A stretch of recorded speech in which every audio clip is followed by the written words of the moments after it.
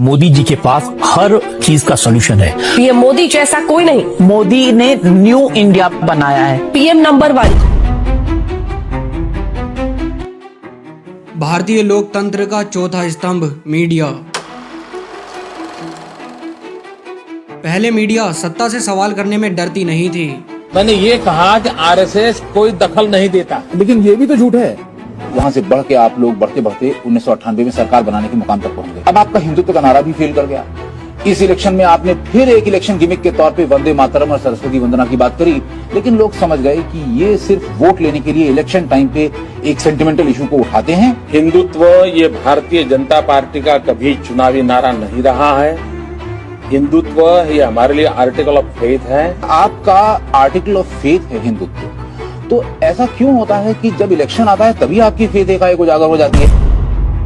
लेकिन आज मीडिया का हाल ये है। लेकिन आज सबसे पहले हम आपको ये बताएंगे कि साल 1983 में बनी एक साधारण टॉफी 1983 में बनी एक सिंपल सी टॉफी 2026 में भारत इटली के रिश्तों का ग्लोबल सिंबल कैसे बन गई। इटली के रोम में जब प्रधानमंत्री मोदी ने प्रधानमंत्री जॉर्जिया मेलोनी को मेलेडी टॉफी का एक पैकेट गिफ्ट के रूप में दिया, तब कूटनीति की दुनिया में एक नए ट्रेंड की शुरुआत हो गई। और अब आगे बढ़ते हुए आपको ये बताते हैं कि पश्चिम बंगाल की झालमुड़ी में प्रधानमंत्री मोदी ने कैसे पीपल कनेक्ट ढूंढा, और इसके बाद पूरा देश इस झालमुड़ी की बात कर रहा है, जो अब यहाँ पर मैं भी लेकर खड़ी हो गई। क्या आपको याद है कब किसी प्राइम डिबेट में घंटों तक बेरोजगारी पर चर्चा हुई थी? कब किसी न्यूज चैनल ने पेपर लीक, शिक्षा, स्वास्थ्य या सरकारी अस्पताल को अपनी सबसे बड़ी खबर बनाया था? और अगर मीडिया लोकतंत्र का चौथा स्तंभ है तो सत्ता से कठिन सवाल कौन पूछ रहा है? आज भारतीय मीडिया पर एक शब्द बार बार सुना जाता है, गोदी मीडिया। गोदी मीडिया? ये सच्चाई है इसकी। अब ये बात मैं बोलूंगी तो फिर बोलेंगे कि गोदी मीडिया हाय हाय। क्या इसके पीछे कोई राजनीति है या फिर एक ऐसी कहानी जिसे हम समझने से बचते आ रहे हैं? एक समय था जब मीडिया सरकार को कटघरे में खड़ा कर उनसे सवाल पूछती थी, लेकिन आज जो लोग सरकार से सवाल पूछते हैं, मीडिया उनके ऊपर देशद्रोही का आरोप लगाती है। तो आखिर ऐसा क्या हुआ? आजादी के बाद जनता की आवाज बनने वाली मीडिया आज सबसे विवादित संस्थानों में से एक है।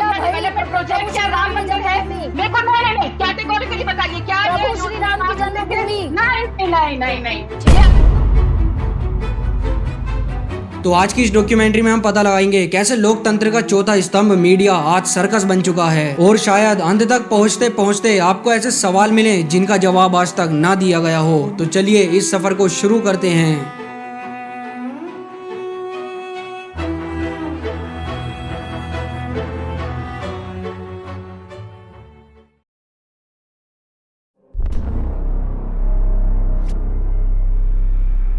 आज जब हम मीडिया देखते हैं तो अक्सर एक सवाल उठता है, मीडिया का असली काम क्या था? क्या मीडिया सिर्फ न्यूज दिखाने के लिए बना था? क्या उसका काम सरकार की बातें लोगों तक पहुंचाना था, या फिर मीडिया किसी और मकसद के लिए बनी थी? इन्हीं सवालों के जवाब जानने के लिए हमें समय में थोड़ा पीछे जाना होगा, जब भारत आजाद नहीं हुआ था, जब ब्रिटिश सरकार भारत पर हुकूमत करती थी और जब सच बोलना बगावत माना जाता था। 19वीं सदी का भारत, जहाँ पर आम लोगों की आवाज को दबाया जाता था। अंग्रेजी सरकार के पास सेना थी, ताकत थी, लेकिन एक चीज और थी जिसे वो पूरी तरह काबू नहीं कर पा रहे थे, और वो थी कलम की ताकत। इसी दौर में भारतीय प्रेस का जन्म हुआ और धीरे धीरे अखबार आजादी की लड़ाई के लिए सबसे बड़े हथियारों में से एक बन गया। इस दौर में मीडिया का मतलब टीवी चैनल्स या सोशल मीडिया नहीं था, बल्कि अखबार, पत्रिकाएं और वो लोग जो सच को लोगों के सामने रिस्क उठाकर पहुंचाते थे। ब्रिटिश हुकूमत अच्छी तरह से जानती थी कि अगर लोगों को सच पता चल गया और लोग एकजुट हो गए तो उनके लिए भारत पर राज करना मुश्किल हो जाएगा। इसलिए कई बार अखबारों पर पाबंदियां लगाई, एडिटर्स को गिरफ्तार कर लिया गया और पब्लिकेशन को बंद कर दिया गया।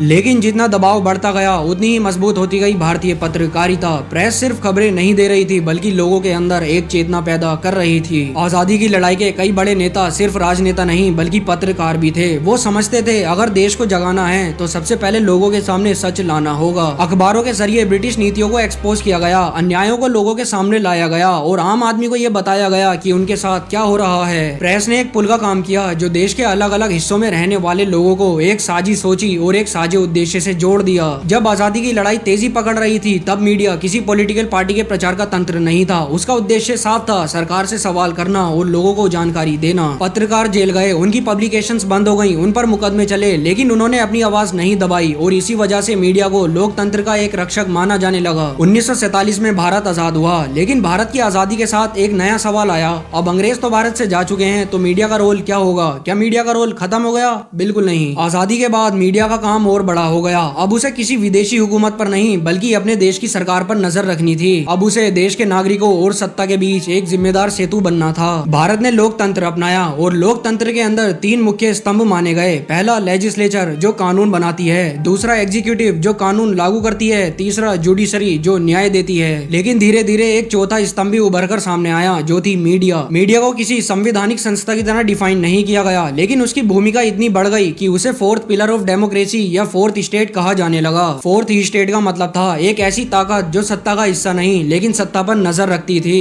एक ऐसी संस्था जो नेताओं, मंत्रियों और सरकारी अधिकारियों से सवाल कर सकती है। साल 1960 से लेकर साल 1980 तक भारतीय पत्रकारिता ने कुछ ऐसे पल देखे जिन्होंने इसकी पहचान को और ज्यादा मजबूत कर दिया। इन्वेस्टिगेटिव जर्नलिज्म सामने आया। पत्रकार करप्शन, पावर एब्यूज और एडमिनिस्ट्रेटिव फेलियर को एक्सपोज करने लगे। ये वो दौर था जब मीडिया को सिर्फ एक बिजनेस नहीं बल्कि पब्लिक सर्विस माना जाता था। कई पत्रकार अपने प्रोफेशन को देश की सेवा के रूप में देखते थे। साल 1975 का इमरजेंसी का दौर ये मीडिया के इतिहास का एक सबसे बड़ा परीक्षा का दौर था। प्रेस सेंसरशिप लगाई गई। कई सारी खबरों को पब्लिश करने से पहले सरकारी अप्रूवल लेना पड़ता था और कई सारे मीडिया इंस्टीट्यूशन दबाव में आ गए। लेकिन कई जर्नलिस्ट ने इस दौर में सत्य और आजादी के लिए संघर्ष जारी रखा। इमरजेंसी के बाद मीडिया की क्रेडिबिलिटी और बढ़ गई। लोगों ने समझा जब सत्ता बहुत ज्यादा मजबूत हो जाती है तब मीडिया का स्वतंत्र होना और ज्यादा जरूरी हो जाता है। इस दौर में 4th स्टेट का कॉन्सेप्ट और ज्यादा मजबूत हो गया। मीडिया सिर्फ खबरें देने वाला माध्यम नहीं रहा बल्कि लोकतंत्र की रक्षा करने वाला एक वॉच डॉग भी बन गया। वॉच डॉग का मतलब था सतर्क प्रहरी, एक ऐसी प्रहरी जो सरकार, ब्यूरोक्रेसी और पावरफुल इंस्टीट्यूशन पर नजर रखे। अगर कहीं करप्शन हो, अगर कहीं अधिकारों का दुरुपयोग हो और अगर कहीं जनता के इंटरेस्ट को नुकसान पहुंचा रहे हो तो मीडिया उसे सामने लाए। इसी वजह से मीडिया को डेमोक्रेसी का वॉच डॉग कहा गया है। लोग मीडिया पर भरोसा रखते थे क्योंकि उन्हें लगता था कि जर्नलिस्ट सत्ता के साथ नहीं बल्कि सच के साथ खड़े हैं। और जब तक ये भरोसा रहा तब तक मीडिया भारतीय लोकतंत्र का सबसे बड़ा रक्षक बना रहा। लेकिन सवाल यह है, क्या वो मीडिया जो सत्ता पर नजर रखता था वो आज भी वैसी बना रहा है या फिर समय के साथ साथ बहुत कुछ बदल गया है? इसका जवाब अब भी बाकी है।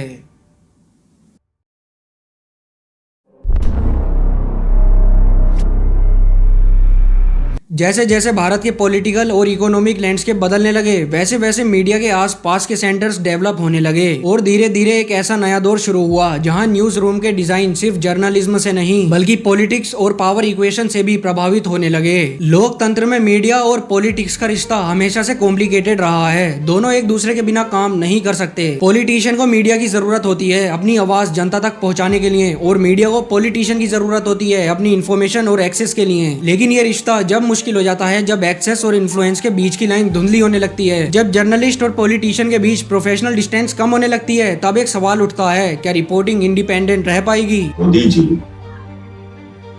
इंटरव्यू तो देते हैं लेकिन प्रेस कॉन्फ्रेंस क्यों नहीं करते? पर मोदी साहब देखो मैं दोस्ताना संबंध बनाना चाहता हूँ, आप उसको कोशिश कीजिए। मुझे एक चीज समझाएं sir. I'm not talking about doing anything wrong. I'm saying why can't you correct the image? समय के साथ साथ पॉलिटिकल पार्टीज ने मीडिया की ताकत को गहराई से समझना शुरू किया। पब्लिक परसेप्शन का दौर भी शुरू हो चुका था। कौन देश किस देश को किस नजरिए से देख रहा है, कौन हीरो है, कौन विलन, कौन सक्सेसफुल है, कौन फेलियर, इन सब चीजों को शेप देने का काम मीडिया कर रही थी। इसी तरह से मीडिया पर प्रभाव बनना भी राजनीतिक स्ट्रेटेजी का एक हिस्सा बनने लगा। धीरे धीरे कुछ न्यूज ऑर्गेनाइजेशन पर आरोप लगने लगे कि उनकी रिपोर्टिंग और एडिटोरियल लाइन किसी न किसी पॉलिटिकल आइडियोलॉजी या पॉलिटिकल इंटरेस्ट के करीब दिखाई देती हैं। कुछ लोगों का मानना था कि मीडिया का कुछ हिस्सा पावर को चैलेंज करने के बजाय उनके साथ कंफर्टेबल हो गया है, जबकि कुछ लोगों का मानना था कि मीडिया पर लगने वाले आरोप पॉलिटिकल नैरेटिव का हिस्सा है। सच चाहे कुछ भी हो, लेकिन एक बात साफ थी, पहली बार मीडिया की न्यूट्रलिटी पर इतने सवाल उठने लगे थे। न्यूज रूम के अंदर प्रेशर को नए रूप में देखा जाने लगा। कई बार प्रेशर सीधा नहीं होता था। कोई फोन कॉल, कोई इनफॉर्मल मैसेज, कोई वार्निंग या किसी इन्फ्लुएंशियल व्यक्ति की नाराजगी पूरे न्यूज रूम को प्रभावित कर सकती थी। हर प्रेशर सेंसरशिप की तरह दिखाई नहीं देता। कई बार प्रेशर का मतलब सिर्फ इतना होता है कि कुछ स्टोरीज का पीछा ना करना और कुछ मुद्दों को ज्यादा इंपॉर्टेंस ना दी जाए, और इसी वजह से जर्नलिज्म और इन्फ्लुएंस के बीच की रेखा और ज्यादा धुंधली हो गई। लेकिन पॉलिटिक्स के अलावा मीडिया के सामने एक और बड़ा चेंज आ रहा था। भारत की इकोनॉमी बदल रही थी। इसी दौर में कंसोलिडेशन का प्रोसेस भी तेज हुआ। कंसोलिडेशन का मतलब था कई बड़े ग्रुप्स कुछ मीडिया प्लेटफॉर्म्स को कंट्रोल करने लगे। एक ही नेटवर्क के पास कई सारे टीवी चैनल्स भी हो सकते हैं, न्यूज़पेपर्स भी हो सकते हैं और डिजिटल प्लेटफॉर्म्स भी। अब न्यूज चैनल के सामने सिर्फ एक चैलेंज नहीं था, एक तरफ था पॉलिटिकल इन्फ्लुएंस और दूसरी तरफ था कॉर्पोरेटिव इंटरेस्ट, तीसरी तरफ मार्केट की डिमांड थी, और इन तीनों के बीच में अब जर्नलिस्ट को अपना काम करना था। पब्लिक इंटरेस्ट और इंस्टीट्यूशनल प्रेशर के बीच बैलेंस बनाना पहले से भी ज्यादा मुश्किल हो गया था। ये वो दौर था जब इंडियन मीडिया के अंदर एक साइलेंट स्ट्रगल चल रही थी। एक तरफ जर्नलिज्म के वो आइडल्स थे जो फ्रीडम स्ट्रगल और डेमोक्रेटिक अकाउंटेबिलिटी की परंपरा से आए थे, दूसरी तरफ पावर्स के नए रूप थे, पॉलिटिकल पावर, इकोनॉमिक पावर और इंस्टीट्यूशनल पावर। इन तीनों के बीच की तकरार हर न्यूज रूम में एक जैसी नहीं थी, लेकिन इसका असर पूरी इंडस्ट्री पर पड़ रहा था। धीरे धीरे लोगों के बीच एक नया सवाल उठने लगा, क्या मीडिया अब भी वही इंस्टीट्यूशन है जो पावर से सवाल करता है, या फिर पावर और मीडिया के बीच की दूरी कम हो रही है? क्या जर्नलिज्म अब भी पब्लिक इंटरेस्ट को सबसे ऊपर रखता है या फिर उसकी प्राथमिकता बदल गई है? और इसी के साथ शुरू होती है एक ऐसी रेस जिसने इंडियन मीडिया को हमेशा के लिए बदल दिया। एक ऐसी रेस जहां सवाल ये नहीं था कौन सी न्यूज सबसे ज्यादा महत्वपूर्ण है, बल्कि सवाल ये था कौन सी न्यूज सबसे ज्यादा दिखाई जाएगी।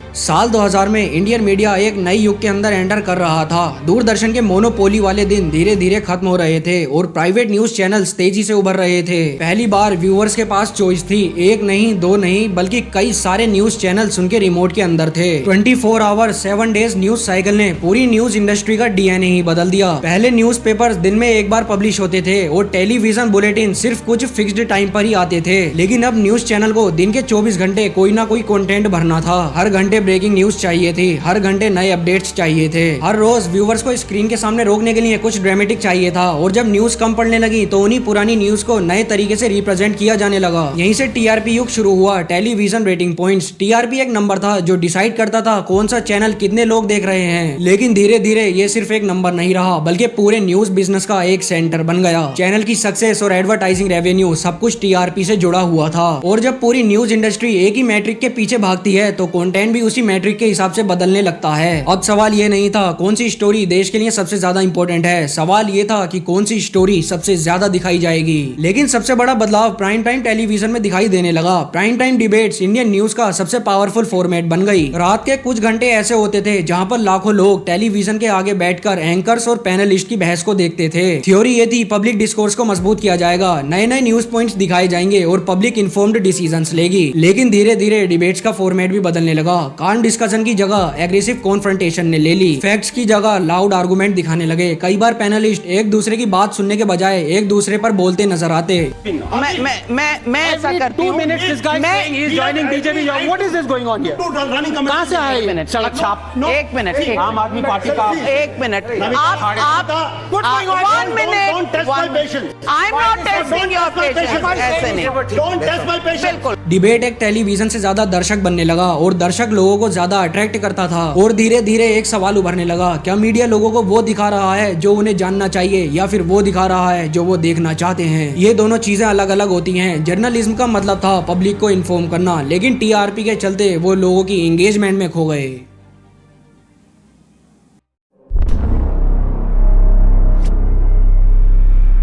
मीडिया को डेमोक्रेसी का 4th स्टेट कहा गया था। एक ऐसी इंस्टीट्यूशन जो सत्ता पर नजर रखे, जो जनता की आवाज बने और उन सवालों को उठाए जिनसे लाखों लोगों की जिंदगी प्रभावित होती है। लेकिन आज जब हम टेलीविजन खोलते हैं और न्यूज हेडलाइन देखते हैं तो एक सवाल फिर से उठता है, क्या मीडिया आज भी वही काम कर रहा था जिसके लिए उसे 4th स्टेट कहा गया था, या फिर देश के कुछ मुद्दे हेडलाइन से गायब होते जा रहे हैं? भारत दुनिया की सबसे बड़ी युवा आबादी वाले देशों में से एक है। हर साल लाखों स्टूडेंट अपनी पढ़ाई पूरी करते हैं और रोजगार की तलाश में निकलते हैं, लेकिन बेरोजगारी और एम्प्लॉयमेंट क्राइसिस जैसे मुद्दे लगातार उतनी कवरेज नहीं पाते जितने फालतू मुद्दे पा जाते हैं। जब नौकरियों की कमी, स्किल गैप और भर्तियां डिले होती हैं तो वो कई सारे परिवारों को प्रभावित करती हैं। तब जाकर लाखों लोगों के दिमाग में ये आता है, ये मुद्दे नेशनल डिबेट के सेंटर में जाने चाहिए थे। इसी के साथ भर्ती एग्जाम और नीट पेपर लीक का स्कैंडल बार बार सामने आता है। रिक्रूटमेंट एजेंसीज से जुड़ी कंट्रोवर्सीज लाखों स्टूडेंट की जिंदगी को प्रभावित करती हैं। महीनों और सालों तक तैयारी करने वाले स्टूडेंट्स के लिए पेपर लीक सिर्फ एक स्कैंडल खबर नहीं होती, बल्कि उनकी जिंदगी, उनकी मेहनत सब कुछ प्रभावित करके जाती है। लेकिन अब भी सवाल ये उठता है कि इन जैसे मुद्दों को लेकर न्यूज चैनल पर कभी डिबेट ही नहीं चलती। एजुकेशन इंडिया के अंदर एक लॉन्ग टर्म इशू है। इसके अंदर ना ज्यादा ड्रामेटिक विजुअल्स होते हैं और ना ही ज्यादा बदलने वाली हेडलाइंस, इसलिए ये न्यूज चैनल्स में ज्यादा कवरेज ही नहीं पाते और इसीलिए ये सारे मुद्दे उन टेलीविजन टॉपिक्स के पीछे छुप जाते हैं जो ज्यादा एक्साइटमेंट पैदा करते हैं। स्वास्थ्य व्यवस्था भी इसी तरह का मुद्दा है। Government hospital, doctors, staff, medicals, इन सब की कमी है। जब कोई बड़ी ट्रेजेडी या इमरजेंसी आती है तब ये मुद्दे कुछ दिनों के लिए हेडलाइंस बन जाते हैं, लेकिन उसके बाद अक्सर कवरेज का फोकस नई कंट्रोवर्सी पर शिफ्ट हो जाता है और उसके बाद आते हैं किसान, मजदूर और आम आदमी जो भारत की इकोनॉमी का बैकबोन है। इनकी समस्या अक्सर कॉम्प्लेक्स होती हैं। ऐसे लोकल मुद्दे अगर 1-2 मिनट के टेलीविजन शो के अंदर समझा दिए जाएं तो उससे मीडिया के ऊपर कोई असर नहीं पड़ेगा। और फिर से वही बात आती है, इनके लिए ग्राउंड रिपोर्टिंग और डिटेल जर्नलिज्म की जरूरत है। लेकिन जब टेलीविजन स्पीड और स्पेक्टेटर के रूल्स पर चलने लगता है तो कई बार ऐसे मुद्दे कवरेज से बहुत ज्यादा दूर नजर आते हैं। और यहीं से एक बड़ा सवाल जन्म लेता है, क्या मीडिया सत्ता से वो सवाल पूछ रही है जो उसे पूछने चाहिए? डेमोक्रेसी में जर्नलिज्म का सबसे इंपॉर्टेंट रोल है अकाउंटेबिलिटी। सत्ता किसी भी पार्टी आइडियोलॉजी की हो, उनसे सवाल करना मीडिया की जिम्मेदारी है। लेकिन आलोचक का कहना है मीडिया कॉन्फ्रंटेशन और कंट्रोवर्सी पर ज्यादा फोकस करती है, जबकि गवर्नेंस और पॉलिसी से जुड़े सवाल उतनी ज्यादा कवरेज नहीं पाते। लेकिन ऐसा क्यों होता है, इसका जवाब सरल नहीं है। लेकिन अब भी सबसे महत्वपूर्ण सवाल वही है, क्या मीडिया उन लोगों की आवाज बन रहा है जिनके पास कोई पावरफुल प्लेटफॉर्म नहीं है? क्या बेरोजगार युवा, गवर्नमेंट हॉस्पिटल का एक पेशेंट, एक छोटा किसान, एक मजदूर, एक ऑर्डिनरी टैक्स पेयर अपने मुद्दों को नेशनल कंट्रोवर्सी का हिस्सा बनते देखता है? इसका जवाब है नहीं। मीडिया के पास तो सरकार की चमचागिरी करने के लिए पहले से ही कई सारे मुद्दे हैं। पीएम मोदी ने बंगाल में झालमुरी के अंदर पीपल कनेक्ट देखा, हमने मेलोडी टॉफी देखी, लेकिन आज तक देश के मुद्दे कभी टीवी पर नहीं देखे। शायद इसीलिए कुछ लोग आज पूछते हैं कि मीडिया जनता के मुद्दों से दूर हो गई है। ये सवाल आसान नहीं है और शायद इसका जवाब भी एक तरफा नहीं है। इसका जवाब कई अलग अलग सच्चाइयों के बीच मौजूद है। लेकिन इतना जरूर होना चाहिए, डेमोक्रेसी में से कुछ सवाल कभी गायब नहीं होने चाहिए। शिक्षा का सवाल, रोजगार का सवाल, स्वास्थ्य का सवाल, पेपर लीक का सवाल, मजदूर का सवाल और एक छोटे किसान का सवाल। जब ये सवाल हेडलाइन से गायब होंगे तो सिर्फ जर्नलिज्म ही कमजोर नहीं होगा बल्कि लोकतंत्र भी कमजोर हो जाएगा। और आज हम सब यही देख रहे हैं कि मीडिया आज गोदी मीडिया बन चुकी है। अगर आपको ये डॉक्यूमेंट्री पसंद आई हो तो चैनल को सब्सक्राइब करके वीडियो को लाइक करें। मैं आने वाले समय में ऐसे ही देश के मुद्दों पर बात करता रहूंगा।